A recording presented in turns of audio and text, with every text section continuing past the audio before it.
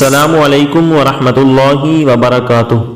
حضرت عبداللہ بن مسعود رضی اللہ تعالیٰ عنہ بیان کرتے ہیں کہ رسول اللہ صلی اللہ علیہ وسلم نے ہمارے لیے ایک خط کھینچا، پھر فرمایا یہ اللہ کی راہ ہے۔ پھر آپ صلی اللہ علیہ وسلم نے اس کے دائیں بائیں کچھ خط کھینچے اور فرمایا یہ اور راہیں ہیں، اور ان میں سے ہر راہ پر ایک شیطان ہے جو اس راہ کی طرف بلاتا ہے۔ پھر آپ صلی اللہ علیہ وسلم نے یہ آیت تلاوت فرمائی،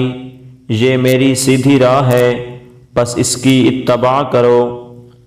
حضرت ابو ہریرہ رضی اللہ تعالیٰ عنہ بیان کرتے ہیں کہ رسول اللہ صلی اللہ علیہ وسلم نے فرمایا بے شک ایمان